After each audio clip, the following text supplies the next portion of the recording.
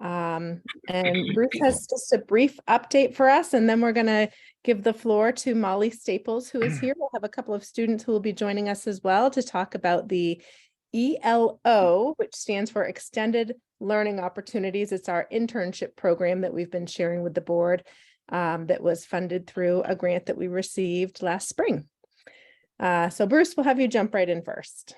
So I know we've talked about RAPTA before, and maybe you've seen the news this weekend on Channel 6 with the article that they did on the Bangor School District and their badge that they pressed 9 times to declare an emergency. But we're still working on deploying the RAPTA app, which will be an app for all mobile devices or laptops, iPads, any device actually. Teachers will be able to declare that they need help, assistance, or to put the building in a certain state should we have an emergency. Currently, we have the logins all set up and the security groups are all set up. I think we have a meeting tomorrow for a training session with the administrators on what to do for an event in a reunification plan. But other than that, everything's set to go on it. I think it's a great program. I think it's has more features than the Bangor school one at much less cost, but theirs was like $400,000. Oh my gosh. And ours is like $30,000. Is that right, Stephanie? Yeah, and I don't even think it was quite that much. There is sort of an initial fee to Right, get with the initial set up. cost.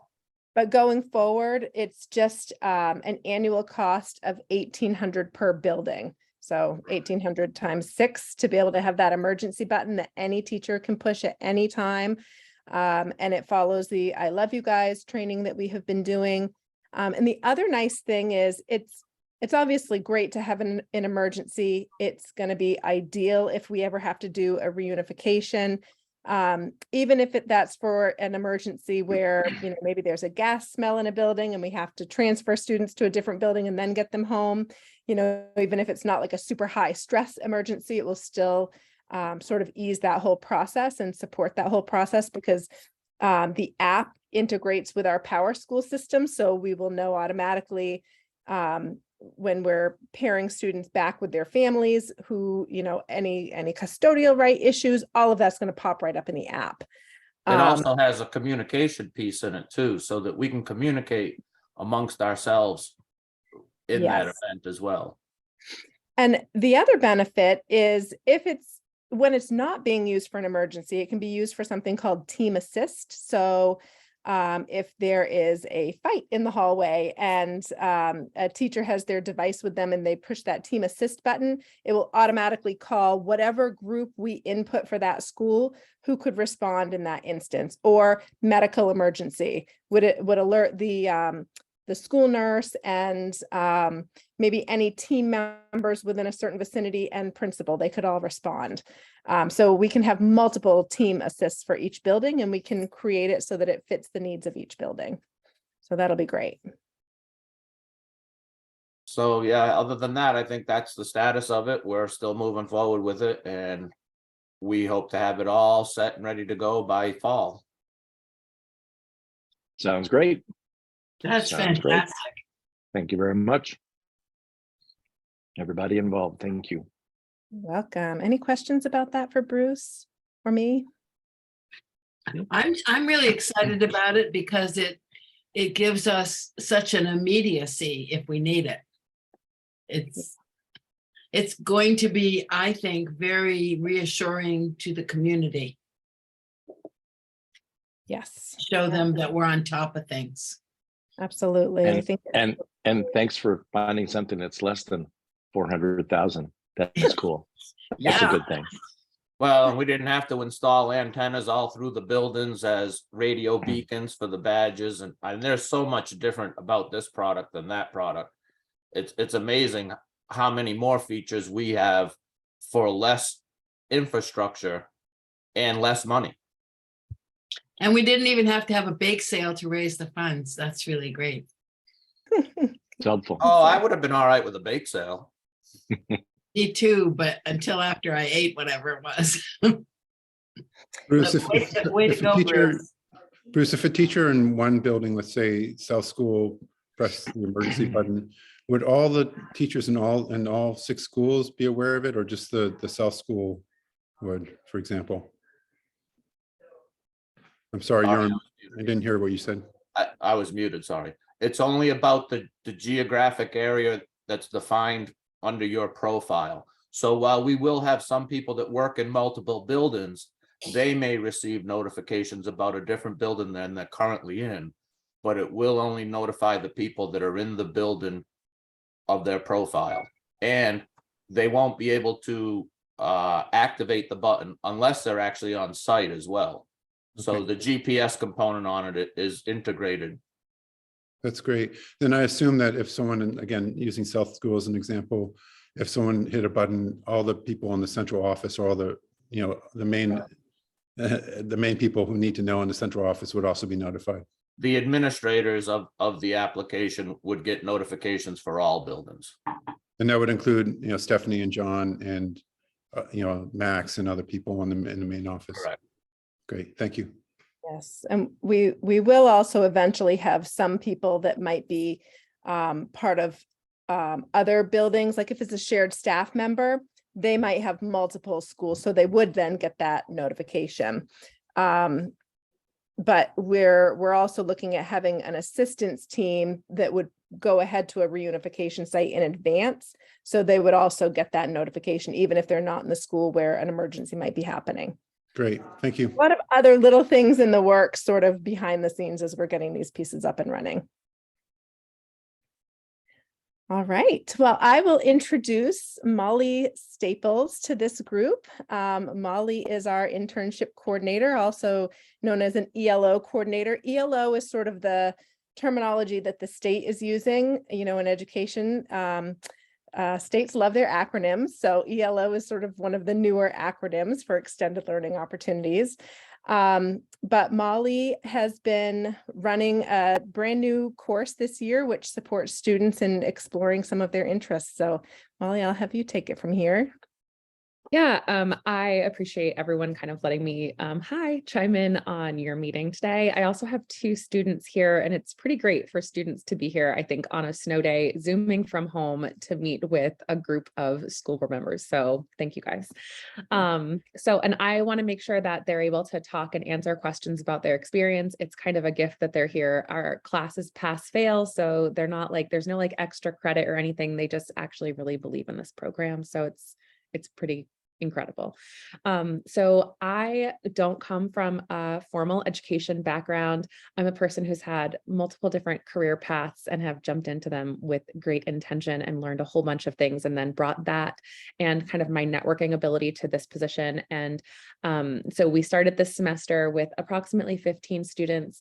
And one of the things I got from the training I went to in August was to make it as incredibly student-centered as possible. So that's been the energy that I've brought into the classroom is going based on student interest. Some of the internships were incredibly rich and they went to lots of different places or went to one place for the entire semester. Some of the students fell into gaps where like healthcare right now is a very challenging internship to get into. Lainey can attest to that. She had a couple internships that just didn't work out.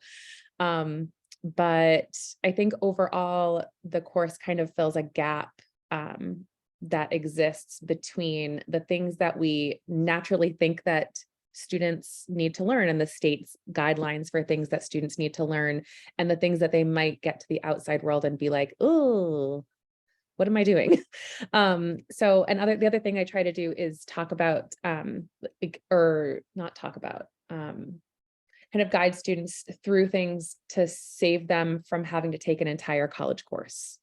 So if you're interested in this, let's get you to talk to a couple professionals or a professional in that field. And then maybe you don't take that course because you really actually aren't as interested as you think you are in the tangible applications of that interest. So I'd love to have the 2 students that are here speak and maybe answer any questions you have. And I'm happy to answer questions as well.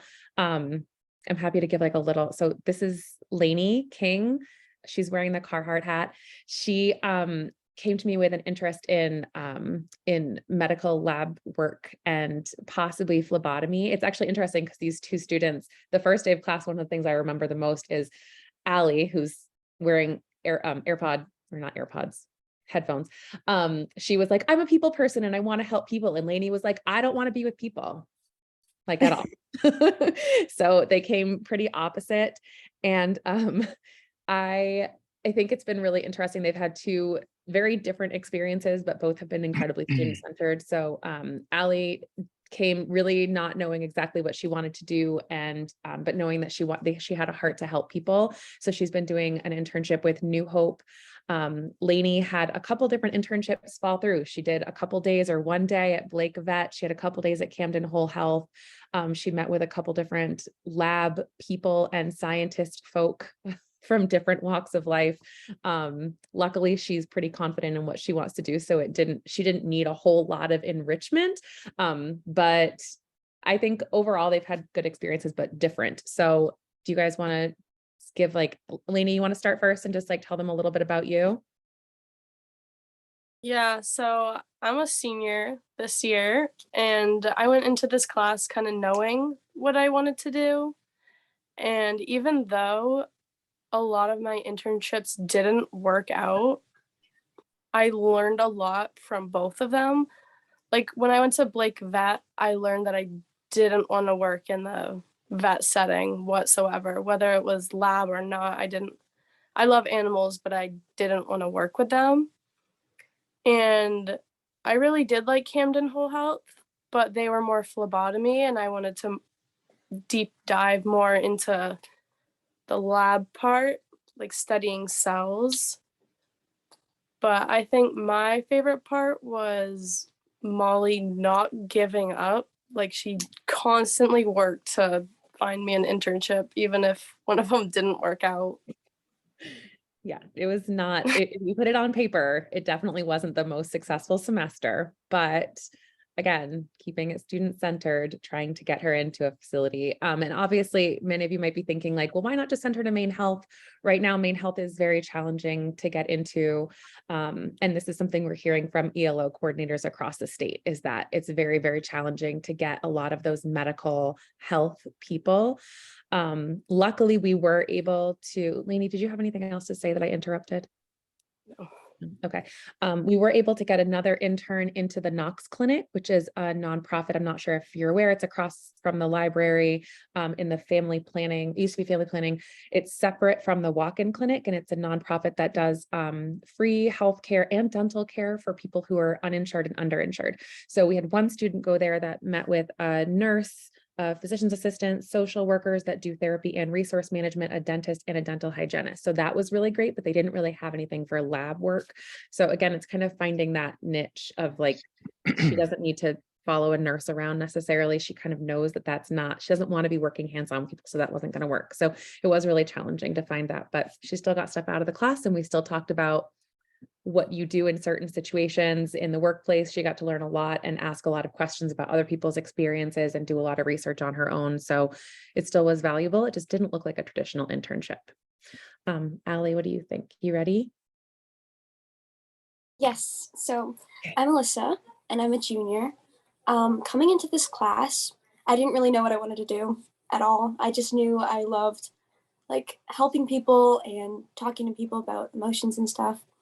And so I got in with a therapist and a school counselor, and I talked to them about their jobs, which was really fun, and I've narrowed it down. I'm also working with New Hope, and that is a really, really great experience. I've learned a lot about what they do there, and it's been very interesting. Awesome. Does anybody have any, so Allie had, because her idea for herself was so broad, so she met with Jesse Rudder, the lawyer. She met with Kella River, who's a licensed social worker. And she met with Chris Blackman, who was an easy fix. He was still working at the high school. So she went down to learn about school guidance counselors. and then her work with New Hope. And she's going to meet with a couple other people that are just kind of in that like helping people realm where, you're not really like, none of the people who get into like helping people say, I really got into it for the money. So we're just trying to find out people who support their families doing something that fills their cup and gets them to work with people. So did anybody have any questions for them? Because I'd love to not make them stay for the entire thing if you have more questions that are based for me, because it's kind of a gift that they're here. Yeah. Yeah, first of all, thank you both for being here, and thank you for being the pioneers in this program. We're really delighted that students such as yourselves are participating in this, and we feel like it's a great opportunity for our district. So I just wanted to say that first and foremost. I am curious to hear if your experience has changed you in some way, and it could be a small change or a larger change. Maybe you have a different perspective now. Maybe you found something you definitely do want to do, or definitely you don't want to do. I think those are all important discoveries, and I'm curious to hear if there's been any aha moments that you can share that might be good for us to hear, and maybe good for other people who are considering the internship program to hear as they're considering this opportunity.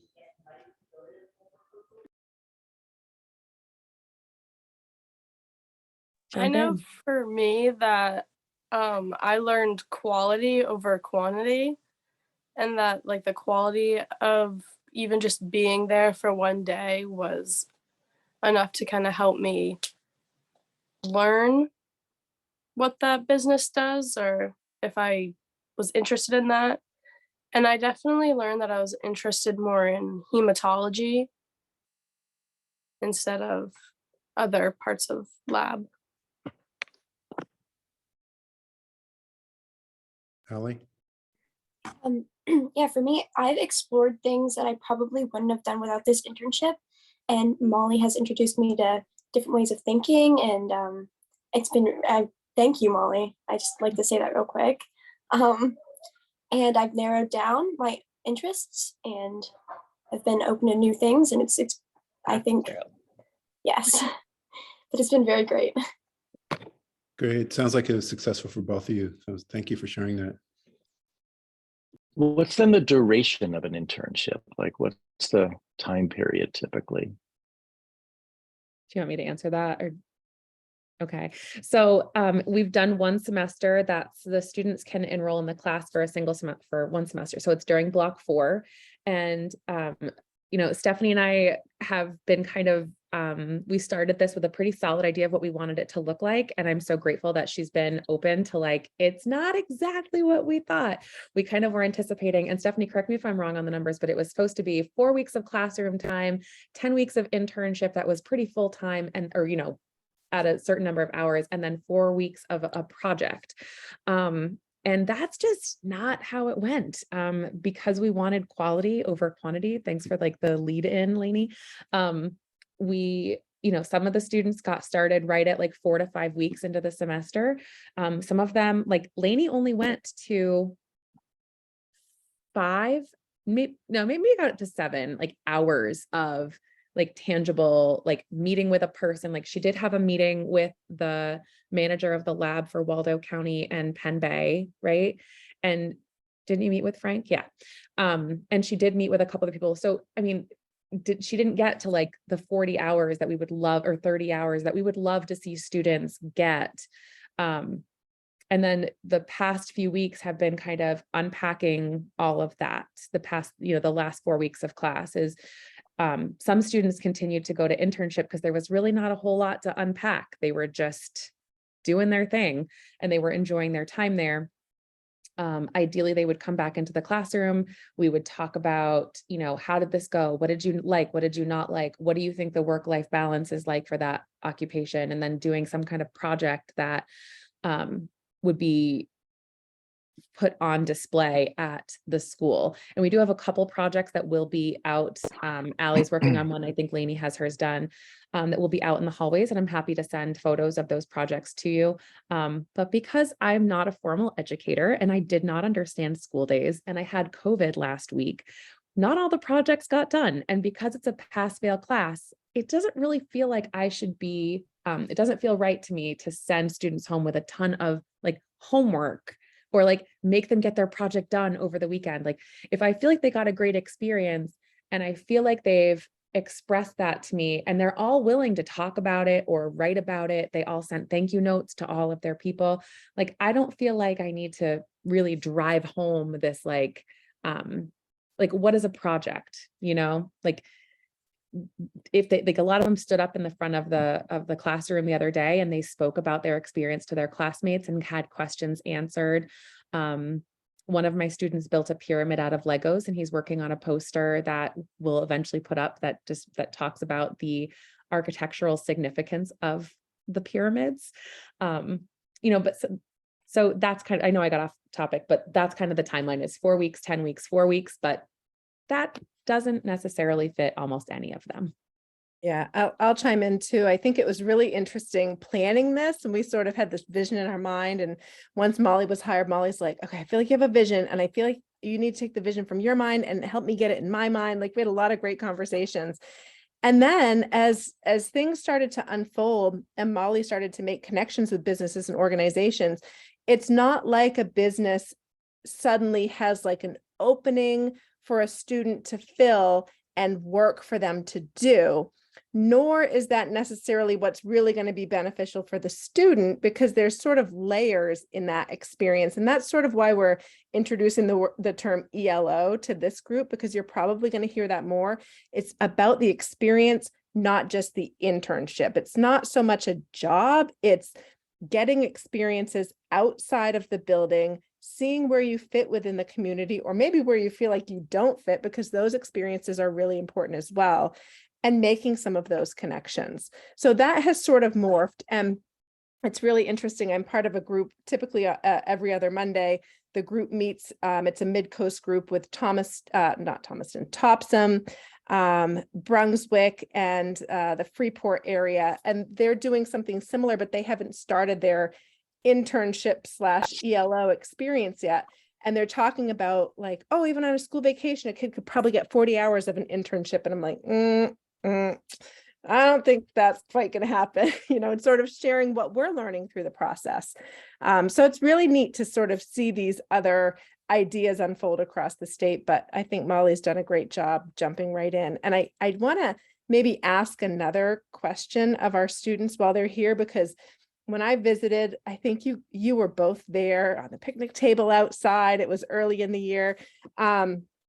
And I remember asking a question about, well, what are you learning about yourselves? And there were some really interesting answers to that. Like, oh, this is the first time I've really thought about what I want to do, or this is, I'm finding out more about myself. And I'm wondering, answering that question now, what would you say? What have you learned about yourselves in this process?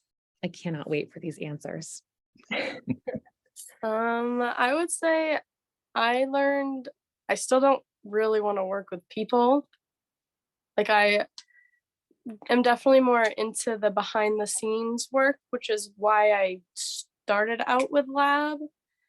And my internships definitely helped me stay in that area, because a few of the internships I worked with patients and I wasn't a fan of it. So I learned that, and I learned that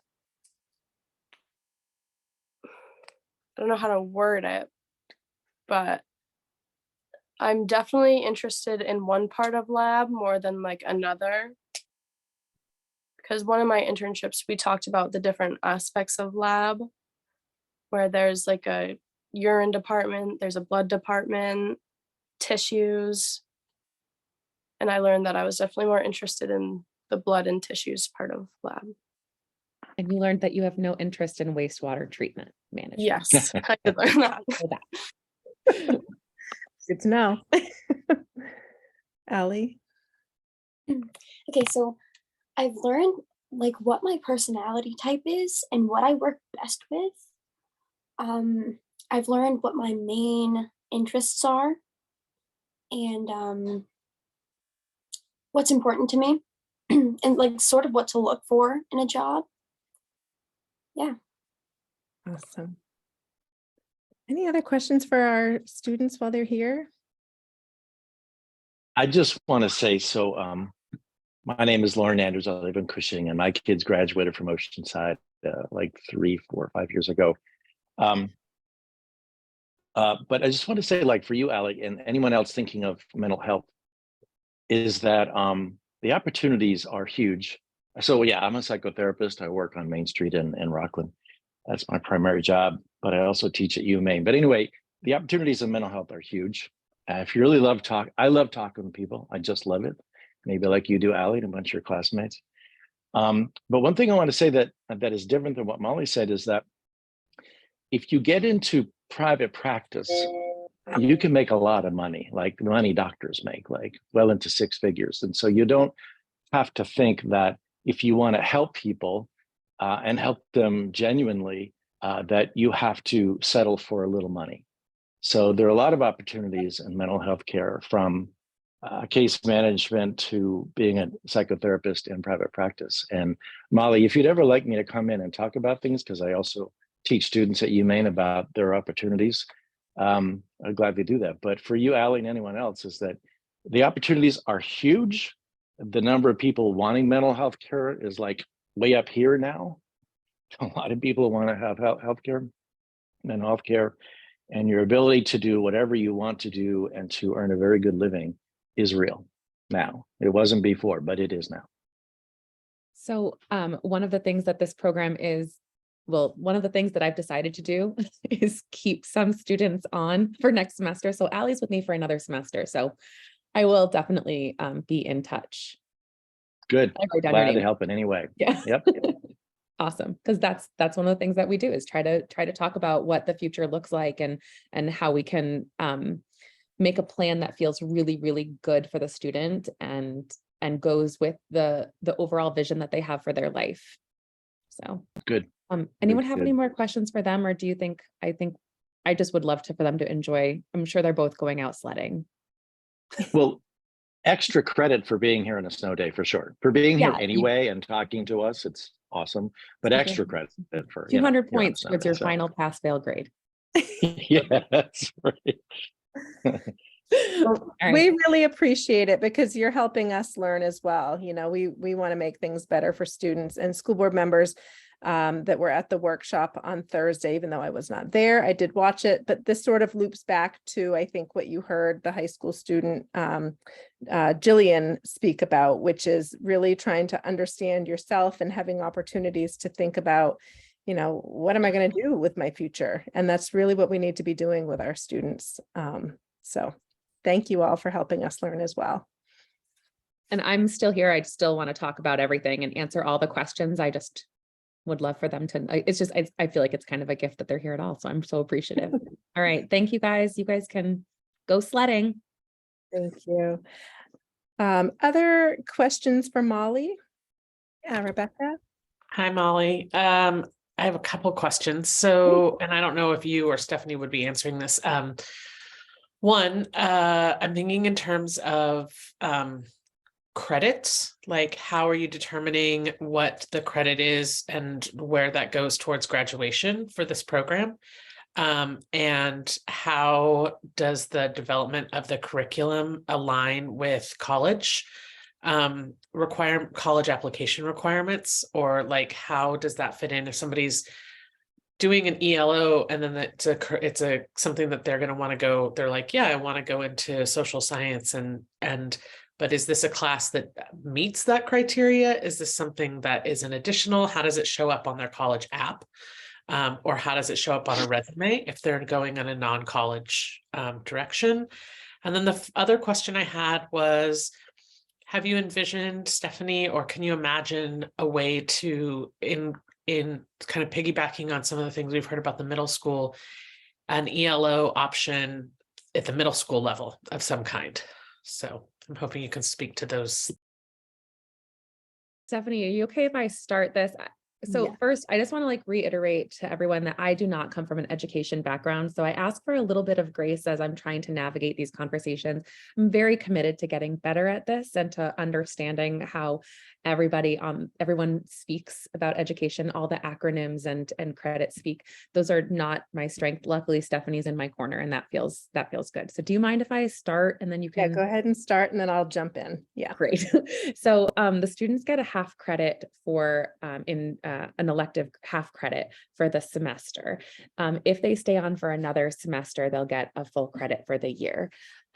The way that I'm figuring the hours for that is that students are either going to go on internship or they're going to be in the classroom. And when they're in the classroom, we are actively talking about all forms of adulting. So for example, Lainey, who did not have a whole lot of hands-on internship work, it's not like she just didn't come to class or went home instead because there was nothing for her to do. She came to class and she worked on, we would brainstorm or we would be researching things that she might not want to do, or we would look up like, okay, so let's brainstorm this. How can we think, who else runs the lab? Who does paternity tests in the state of Maine? Who does drug testing for hiring? We thought about all the different lab opportunities. And so that's still a beneficial experience for them. We also talked about, we did personality tests and we did handshake examples and we researched different incomes for different jobs around the country. We also helped out fellow students. So when a student was going on a Zoom call, we would say, okay, what would be a good question for Allie to ask a lawyer today that she's meeting with? And so we would think like, okay, well, what do you want to get from this lawyer? Okay, so maybe ask them how many hours a week they work. And do they think they need to have a second job in order to sustain their career? That would be like a question they would maybe go ask a professional, maybe not a lawyer, but and so that's how they get the number of hours that makes sense for giving that half credit. Does that kind of answer that part of the question? Okay. As far Yeah, as, I have some follow-up to it, but yeah. okay. I know that you had also asked about how it pertains to like their resume or their college application. I know that this is probably not answering the question, but some students have come to me and have done letters of recommendation. They also would be able to count, like I had one student who, like I said, went to Knox Clinic. He is thinking of going to USM for nursing and becoming a nurse practitioner. So he would be able to count his time, his internship at Knox Clinic, and possibly get a letter of recommendation from the clinic manager as well, which I'm confident she will give him because she loves him. And so that's a way that it can help benefit them. As far as like what counts for what in college, I think Stephanie can speak to that. And I also would love to, like, when we start talking about the middle school, I would love to like just chime in on that, but let's finish this part first. Yeah.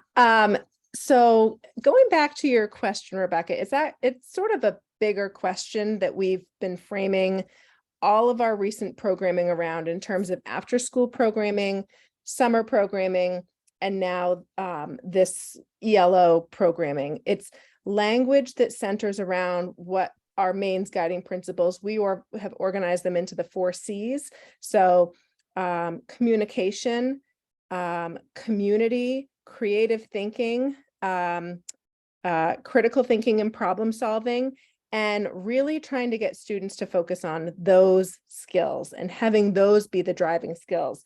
As a district, we've actually taken all of those skills and aligned them to all of the standards. And we've been working on language at the high school called priority language. Like, these are the most important skills because they align to clear communication or they align to critical thinking. We're still in the midst of that work. A lot of that work was interrupted, unfortunately, by COVID. So we just recently did a jump start where we're getting back into that work and talking more about what do these pathways look like for students? What do they absolutely have to take for standards for all students? And then what are some of the other pathways? Like, for example, I've been in communication with Bangor. They do something similar in terms of awarding credit that we're considering, which is thinking about all students, once they meet the standard criteria, if they want to go beyond that, they might receive additional endorsements in subject areas for working on standards that go beyond. There are standards for the guiding principles are standards within themselves. So I think that there's a lot of ways that what Molly is working on for her course design really fulfills a lot of those guiding principles. I don't know in the future what that will look like. I think, again, that's still sort of a work in progress. The high school is going through their NEASC process where they're working on their vision of a graduate. So my hope is that some of these conversations will coalesce around what this vision ultimately leads to. And then the middle school is doing some. Wait, Oh. before you, so in terms of curriculum, the way, I mean, I understand the piece about how you're aligning things, but I'm curious what your like curriculum objectives in terms of like, are you going to have something operationalized for this program? If somebody like Molly isn't around, that they take it over, like how is this? And then is that Molly's job that she's then reporting to you and John? Like, how is this program being formalized?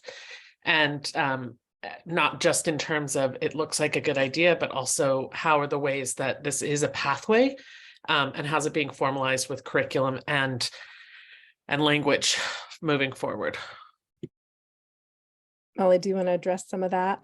Yes. So I talked to Stephanie about this recently, and I was saying, I came into this thinking that, I really needed to have my curriculum done. And then I started, figuring out what it was going to look like. And then, because I was in school for education, that was one of the things, that's why I even looked at jobs in the district. And then I got into like my first day and I was like, none of this matters. No one is listening to me. I need to, and when I went to my training in August, I just kept thinking like student-centered, student-centered, student-centered. So that's when I kind of stopped for a moment and just thought, yes, there are key things I want to address in this course, but I need to figure out who these people are, because as Stephanie talks about, the experiences that we have in high school are our own experiences and our kids' experiences. And I think she has another thought, or like the experience of, but like, we don't really necessarily always know. I certainly didn't know the student population I was dealing with. Like, what social media are they using? What are they absorbing? What are they? So I really spent the semester really understanding that and still trying to serve these students in a really, really rich and valuable way. And I think that I did that. Now, it needs to be formalized, because like, God forbid something happens to me, or, if we decide it needs to, in order to be duplicable and growable, it has to be formalized. And so I've been working with Jane Ann and with Lisa Mejias to see what are their, because they teach to the JMG person, and Lisa does career something, and she's with Midcoast School of Technology. So I just got Lisa's syllabus and just trying to like understand a little bit more. And Stephanie's talked with me too. We're just kind of trying to figure out how to formalize this process. And my goal is that by the end of this year, I will have kind of enough data from the school population I'm working with, and also enough support from professionals that are already helping me to be able to really formalize it so that it is student-centered, but also has a structure that is able to be used in the future. Does that answer your question? It does. It leads me to a different question then for Great. Stephanie. That is that if we're hiring new folks, then we're asking them to design curriculum, then we have some obligation towards training for that. And staff training for that, because what I hear Molly saying is like really meaningful things. And also this is the place of sustainability across programs, that we have people trained and that we have them able to understand how to write curriculum if we're doing innovative programming, and that the two together are how we make these things formalized for moving forward and innovation within the district. So I'm curious how that gets done, and it doesn't have to be answered right now, but I think it's an important thing to consider in curriculum development. Yeah, and with new I programming. think I will sort of just put a pin in that comment, because going into this, I had sort of envisioned like the first 4 weeks in the classroom, and they're going to do financial, making sure that they understand the financial piece, and making sure that they have like the soft skills training and all these certain trainings that I wanted the kids to get, like we're delivering it to the kids before they go out into their internship. That's not what's happened. I think what has happened is much richer than that. It goes beyond the curriculum, and what Molly is talking about and the experience that these kids are getting is the relationship piece and the processing piece. Now, I think we can find a way to sort of fit that into a framework, but one of my fears about high school, and it is the same fear that I experienced as a student, we do education to kids. What I heard on Thursday, that is not working. It wasn't working great when I was a student, and it is certainly not working now when we're doing education to students. We really need to find ways to engage the students and make sure that we are giving them lots of opportunity to practice and process and understand their role in education, not something that we're delivering to them. And that's an area that I've brought up quite a bit recently in professional development is, what does the goal setting piece look like? Where are students understanding how they're doing and what their next step is, and really bringing it back to some of those really key learning pieces that are sort of underscored in like assessment for learning. Yeah, I totally agree with you. And I think that it's one of the ways to be able to make it student-centered is to be able to have formalized curriculum that operationalizes how we're student-centered, so that we can have sustainable programs that start in qualitative and have quantitative outcomes. So that's why I was asking the question. Great. Are there other questions, or did you have an additional question on top of that? Just how this might look at a middle school level.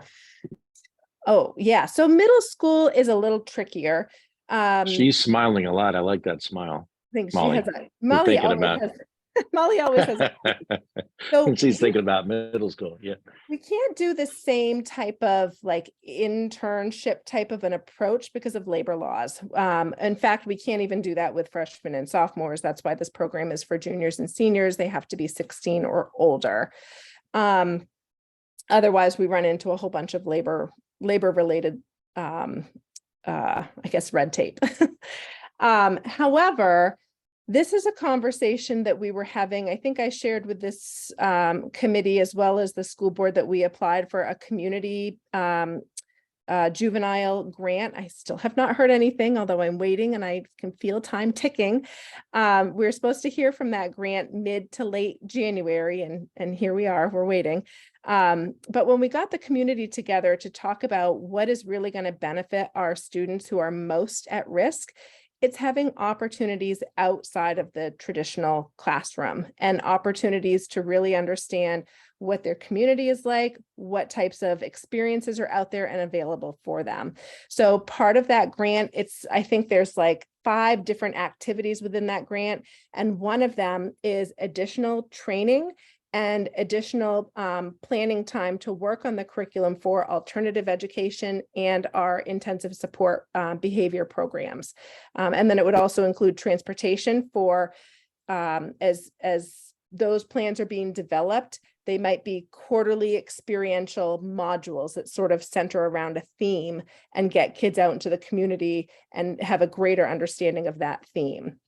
Molly has been working with the Rockland City Council, and so I'm just thinking of like theme, like city jobs is a theme, and we might be able to have an opportunity for students coming up very soon that if they're not sure what they want to do and they get to Molly's ELO course, they could do a sampling of some different city related jobs just to see what's out there and understand like, oh, okay, this is how the city works. Oh my gosh, I didn't know that somebody's whole job was, working on some of the facilities pieces for the city. So, and Molly, did you have some additional ideas around middle school? I mean, I have so many things to say, but they're all like, so I'm going to try to keep it really concise. But one of the things that I have found since finding this job, which has been just like all of the things I've ever wanted to do, is that, and what Stephanie has encouraged me to do since we interviewed, is to kind of break down the walls of the school and to try to keep everything focused on what are the students thinking? What are they wanting? What are they needing to see? What do they need to understand about themselves? And so I wrote up, I don't know what, I maybe had too much coffee, but I wrote up this like, was it a 5-year plan or a 10-year plan, Stephanie, that was like K through 12 ELOs. Yes. Like, let's just do it all. And I recognize that, like, it doesn't always look the same, but what an extended learning opportunity is something that's outside of the classroom. So I think about middle schoolers and what they understand about the city around them, and like what a cool place Mid-Coast Maine is. Like, it is so cool. The people that work here, the people that retire here, the people that create art here, the people who summer here. It's an incredible opportunity to learn all sorts of things about who they are as people, what they like to create, what they want to have a hobby and what they like to do, where they want to work, how they want to live.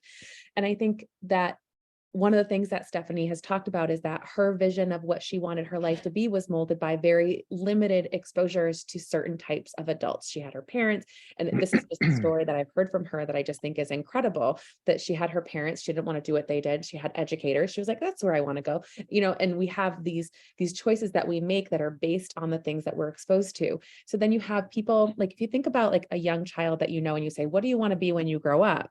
It's oftentimes the people that they see as like heroes in books, or the people that have visited their classrooms. Maybe it's a firefighter or a policeman, but like, what if there was more exposure to like dog trainers or like other people that were coming into the classroom and kind of creating relationships with students?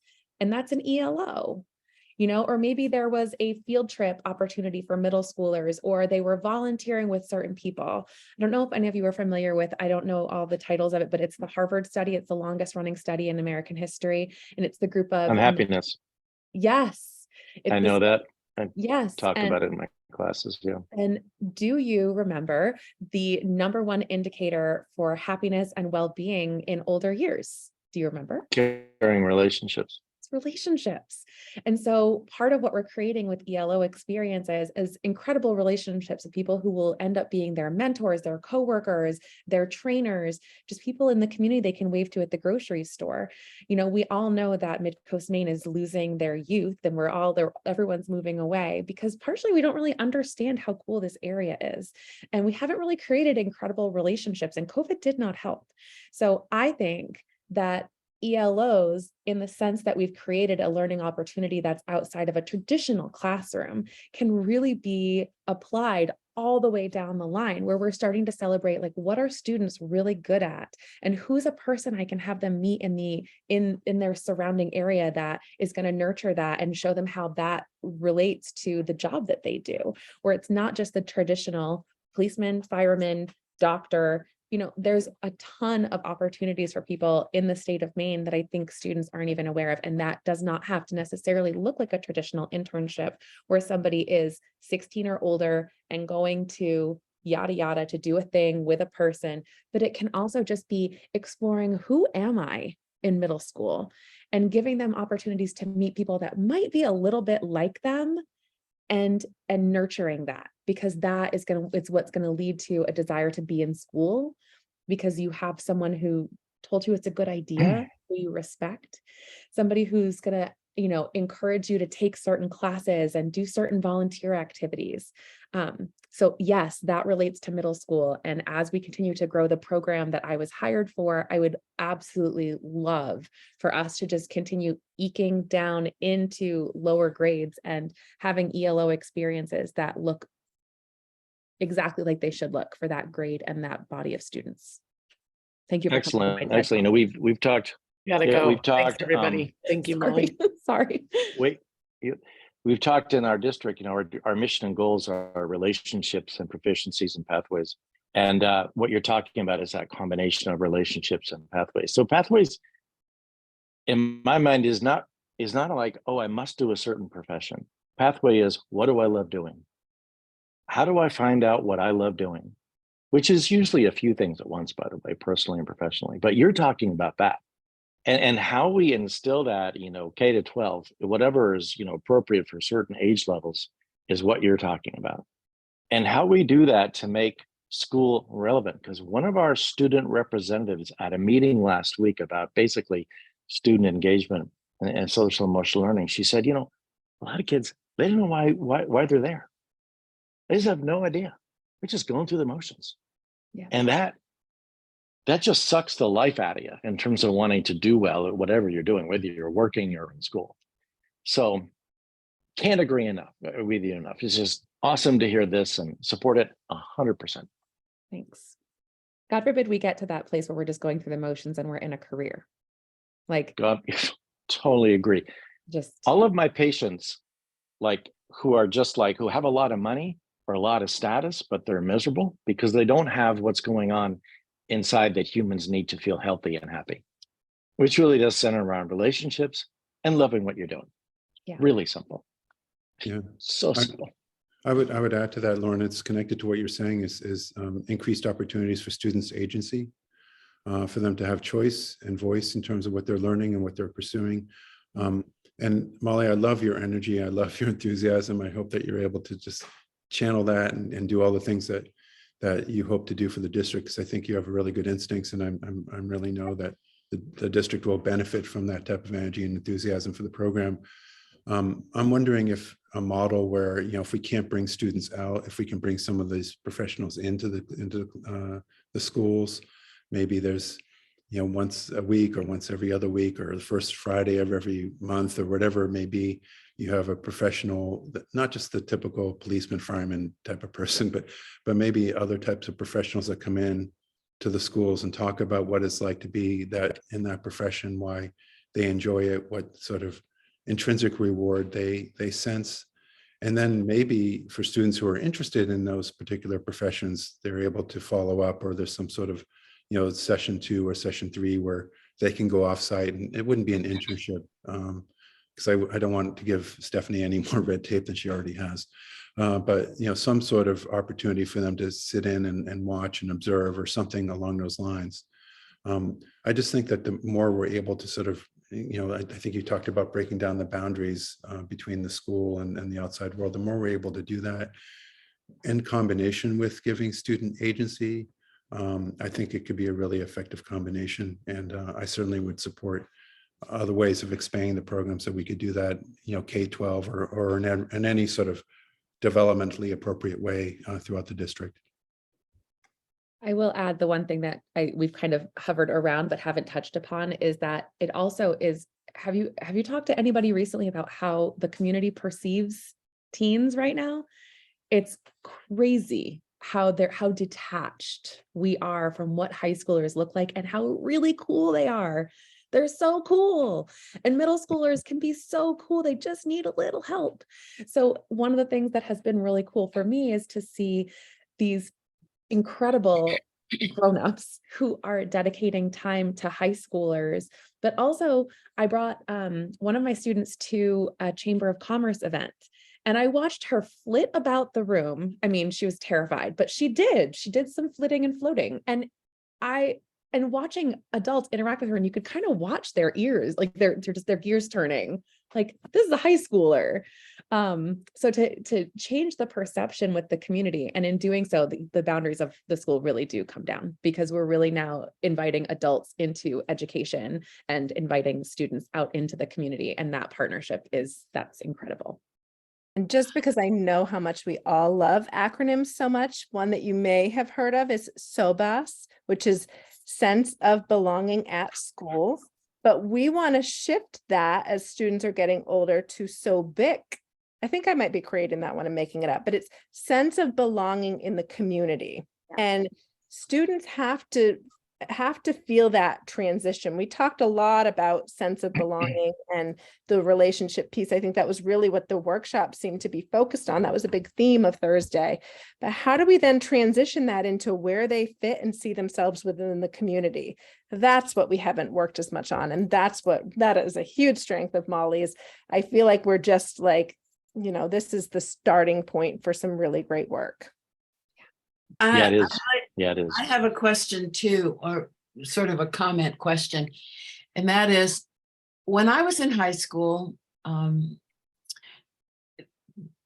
the adults in my life were not just interested in what job that I might drift into or go into, but what things outside of job-oriented look matter to me. And so how much work is centered around a person's hobbies? Because sometimes a hobby will lead to a job, but sometimes it is the thing you do when the job ends at the end of a week or the end of a job session, that makes the person more rounded and keeps them interested.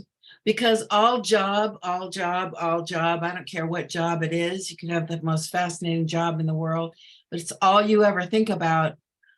I'm not interested in really knowing you that much because you get to be one-sided. And so what are we doing in this program, if anything, to help students inventory their non-job, career, school-oriented thinking? So in the classroom, the thing that I am focused on is getting to know the students. That's I literally can do nothing if I don't know the students. You can fill out a worksheet and tell me where you want to go, but until I get to know you, it's very challenging for me to find something that's worthwhile. And so we do talk about work-life balance. I'm not sure that I've talked enough about like having a hobby or something that fills your cup outside of work. And that's definitely something that I probably should talk about. It wouldn't take a whole lot for me to add that. Like, what are you doing besides work? But we do talk about how much money do you need to make so that you don't have to work all the time? Like I have one student who, I had one student who said, I want to be a surgeon. And I was like, great. Do you? And so we talked about it and I was like, what are the pros and cons? And we actually did an entire work day on it where they drew professions out of a hat. One person got mortician, one person got farmer, one person, things that they had no interest in. And one of the questions was, if you did this job, would you need a second job? And tell me why. And I think that kind of played into that. We did the circle. Have you seen the circle of like wellness in your life or something where it's like travel, health, all these things. And they filled out that inventory. And I was like, you have to maintain this circle or you're miserable. Like you can have a great job and be married to the love of your life. And if those are the two things you have, that's not enough. You need more filling of the entire circle than that. So we do touch upon that, but it's not necessarily as obvious as like, tell me your hobbies and are you spending enough time doing them? It's more like carving out time for the hobby that you choose in your life. Yeah, I found that at a couple points in my life that if I didn't add time to the things I like to do outside of my profession, I was not as good at my profession. Absolutely. And I didn't feel as happy. And all of the things that should have made me happy were background compared to why am I not happy? Right. So I think if we can get kids to realize that, that all work and no play thing, all play, no work thing, it's really true. I have one student who's working with me again this semester, and he is so focused on money that it's a lot of focus on money. And it's one of the ways that he's chosen, I think, to shut up adults in his life when he's just like, well, I'm going to make $10 million. You'll see. And everyone's like, okay, dude, like, all right, whatever. And so one of the things I've said was, okay, so how much money do you have to make every year? If that's your 10-year plan is to make $10 million a year, like how much do you have to make in 5 and how much do you have to make in 3? And do you plan on having a partner? Do you plan on having a pet? Do you plan on having children? And at one point he looked at me and he was like, I'm sorry, are you saying that I don't need to make that much money? And I was like, that's exactly what I'm saying. You don't need to make $10 million a year to have money. And he was like, well, how much do you think I need to make? And I was like, I'm going to just tell you my total opinion of it. And if it's different from yours, that's okay. And I was like, do you plan on having children? And he was like, yeah. And I was like, the first time that you look at your baby, you will redefine the amount of money that you need to make to be happy. Because you're going to recognize that you could have a pile of money could fall on you right now. And all that would matter is, oh, great, I can spend more time with my kid, because that's what really ends up mattering. So like, yes, I want you to have an abundance of money, but like 10 million, like, is that really what you need? Or is that just the number you're throwing out? Because I think we should create a more reasonable and achievable goal that allows you to spend time with people that you love. So there is a lot of that talk in my class. And I think he was silent for the rest of the class, just like, Lots of Gave them a process. lot to think about. a lot to think about. Again, just to reflect, I think you're talking with your students about multiple pathways. And I think that's the message we want to give them about pathways. It's not about career. That could be one of your pathways, but there are others that you want to have in your life to feel whole and complete and healthy. Right. My husband always talks about this idea of building an airport. You build the airport, and then you need hotels, then you need gas stations, and so I look at it as, yeah, you decide you're going to be a surgeon, but what else do you need in your life that along with that? Because you can't just live in a vacuum. So yeah, you need your education, you need supportive mentors, you need the money to pay for school. And so yeah, Lauren, I agree with you. It's not just one thing.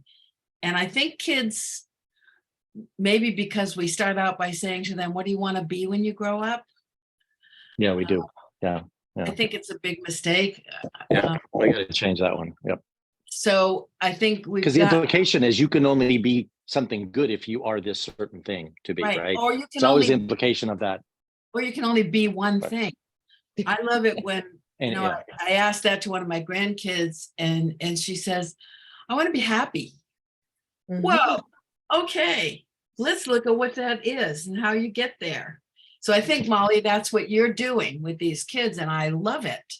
I love it.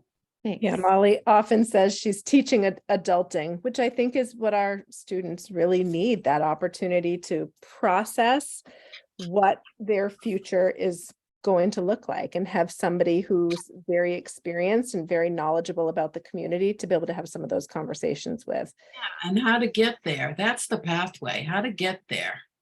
Yeah. Well, thank you, Molly, for your time. I really appreciate Thank you so much. Yeah. Yeah. And I welcome emails and contact, and like I'm here for discussions. And if any of you do, like Lauren said, if any of you have any ideas or ways that you want to connect with students, it is so welcomed, because the ways, just really quickly, the tiers where I do offer experiences are full internships or job shadow for the day or a quick Zoom meeting. So like, if you're like, oh, I'm really, really busy, but I'd love to meet with a student, oftentimes meeting with them over Zoom for an hour and just letting them pick your brain is, like Lainey said earlier, like it is incredibly valuable to them. So if you think that that's something that you're interested in any capacity, please email me. If you have any that might be interested in becoming a school superintendent, let me know. Okay, great. Yep, absolutely. I do have a childhood educator student coming in this semester, so I will send her to your office. That works too, because I was an elementary school teacher for a long time. Perfect. Consider yourself signed up, sir. Awesome. So I think we need to, we're at the end of our time, so I think we need to wrap it up. Stephanie, do you have anything more for us other than figuring out the next date? I think that is next to do is figuring out our next date, which looks like it's another kind of tricky month because the third Monday falls during February break, and I will not be available. But I am happy to meet Monday, the 27th or the second week in February, although that doesn't give us much time. Maybe we should plan for the 27th. Anybody opposed to that? Nope. Sounds good. All right, very good. I just want to say, Molly, thank you so much for being here. But moreover, thanks for being you and the energy you bring and what you're doing. This is exactly what we want in our district, just full of what you're doing. So thank you and keep it going. We Thanks so support you 100%. Whatever we can do to help you and support you, let us know. Thank you so much for that. It means a lot. Thank you so much. Awesome. All right. Well, thank you, everybody. And I will, I'll send you a calendar invite so it goes onto your calendar for February 27th. Okay. Okay, Thanks, thank Stephanie. you. Thanks, everyone. Bye. Bye. Everyone, bye-bye.